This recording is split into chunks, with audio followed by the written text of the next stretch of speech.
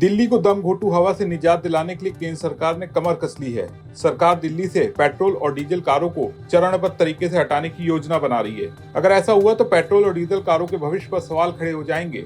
तो क्या सच में संभव है और इसका असर क्या होगा, विस्तार से जानते हैं। दिल्ली में वायु प्रदूषण एक गंभीर समस्या है। इसे हल करने के लिए सरकार नई नीति बना रही है। सरकार के प्लान के मुताबिक दिल्ली में सिर्फ ईवी, सीएनजी और हाइब्रिड गाड़ियों को चलने की अनुमति मिलेगी।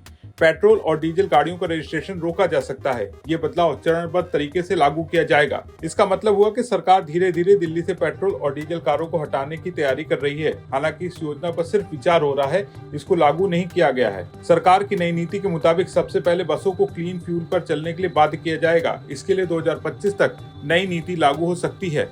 3 पहिया और हल्के कमर्शियल वाहनों को 2027 तक इलेक्ट्रिक या सीएनजी में बदलने का प्लान है। हालांकि टैक्सियों को बदलाव के लिए ज्यादा समय मिल सकता है। निजी कारों और 2 पहिया वाहनों को 2030 से 2035 तक बदलने की योजना है।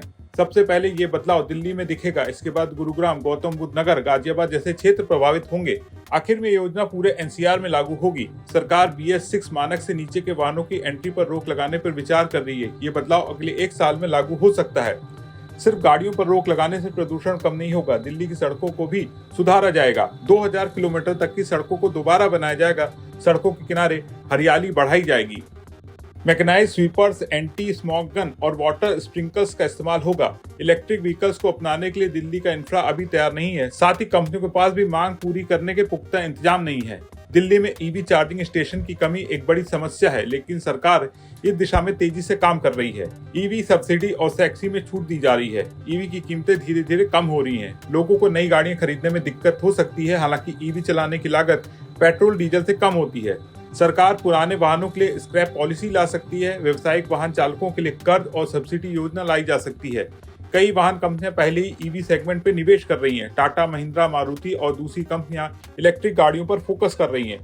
अगर सरकार ईवी को बढ़ावा देती है तो कंपनियों को फायदा होगा। नई टेक्नोलॉजी से रोजगार के नए अवसर भी बनेंगे। सरकार का ये कदम बड़ा और साहसिक हो सकता है। अगर इसे सही तरीके से लागू किया गया तो ये क्रांतिकारी साबित हो सकता है। ये थी दिल्ली के प्रदूषण कंट्रोल करने की बड़ी योजना। आपको क्या लगता है कि पेट्रोल डीजल वाहनों पर पाबंदी एकदम सही कदम है? कमेंट में बताइए। अगर वीडियो अच्छा लगा हो तो इसे लाइक करें, शेयर करें और बने रहें विस्तक के साथ।